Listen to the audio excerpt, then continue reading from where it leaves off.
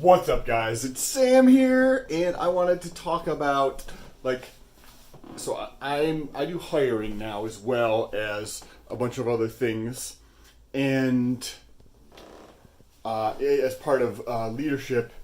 And one of the things that I look for, both with my company in Florida and at the company I'm currently working at, is the ability of somebody to just take action and get things done.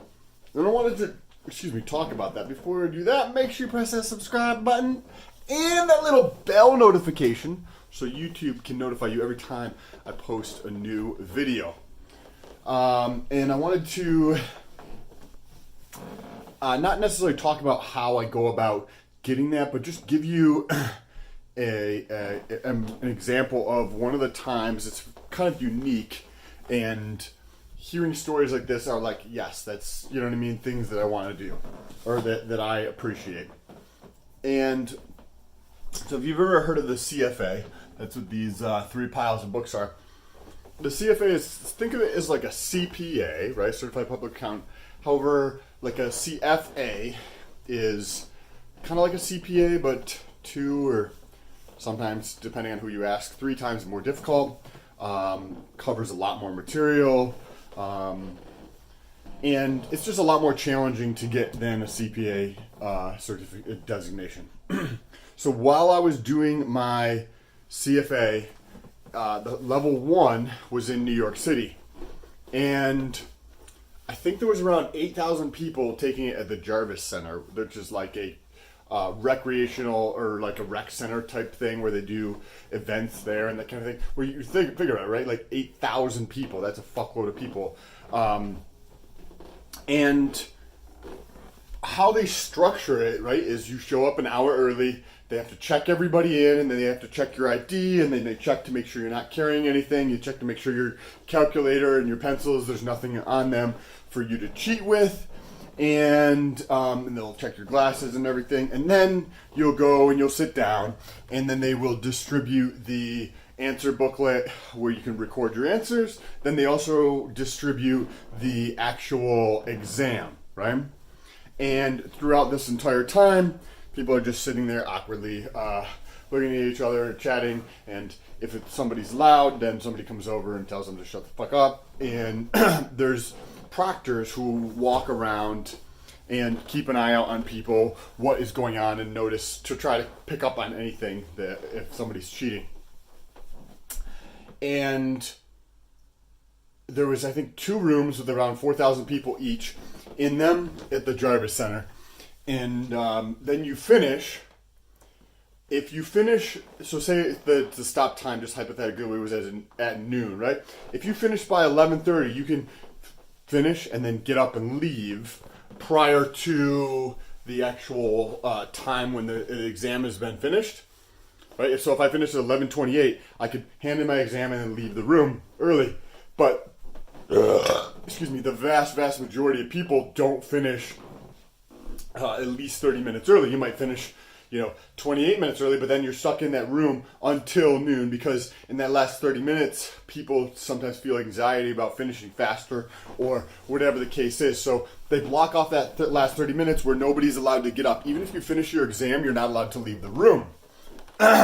So, with that being said, the morning exam, so there's two sessions. I think the exam is like 6 hours. Each exam is 6 hours. So you finish the exam. And I finished the exam, and then I'm waiting there until noon comes. And my last name is Stoltz, so it's an S. I'm in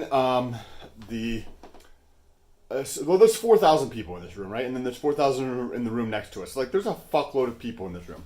And then you're also not allowed to bring any jackets in, any backpacks, anything but your shit, right? Like your pencil and your calculator, and any medication you have. You're not allowed to bring in water, or if you do bring in water, it has to stay underneath the table. So what ends up happening is you get up and all your shit is in another room with a security guard. And it's just shit stacked upon shit and stacked upon shit. So that's where my phone was and everything else was. And so I get up and I leave, and you have a 2-hour break. But you have to be back at least 30 minutes early, because the doors close at 30 minutes. So the exam starts again at 2 o'clock.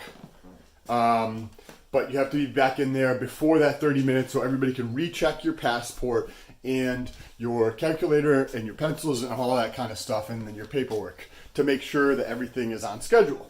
So you have a limited amount of time, and then you have 8,000 people who are all rushing out to either eat the lunch that they brought with them, but the vast majority of people didn't actually bring lunch with them, so they are actually just trying to go to places near to the Jarvis Center. So about a block away, there's a McDonald's. And because my name is S, I was in a part of the room that was very far away from the door to leave.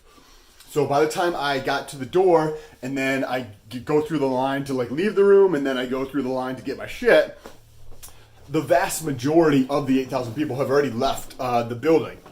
And so as soon as I get my phone, I'm looking up like to see what's close by, and there's a McDonald's that's about a block away.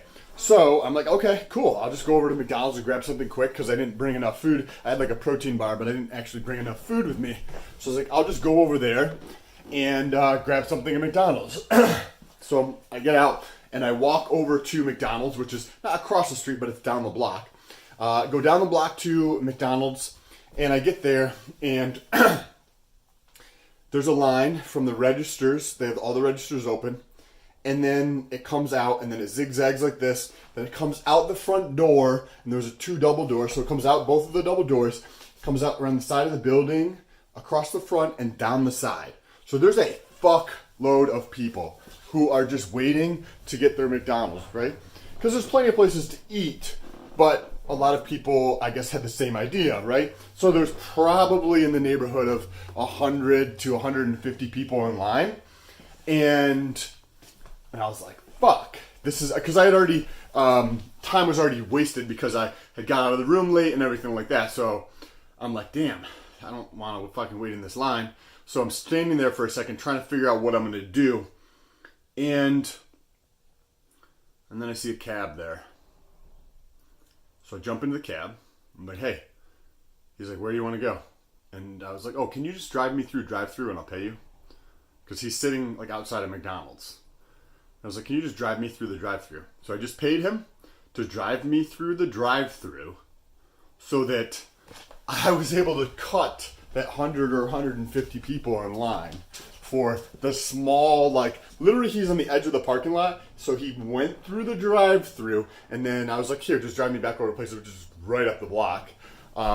He drove me through the drive-thru and drive me, like, from this block to the end of this block where the Jarvis Center was. And it's like $5 or $7 or something like that. And I get that was with the tip and everything like that. But I was able to cut the vast majority of the line there.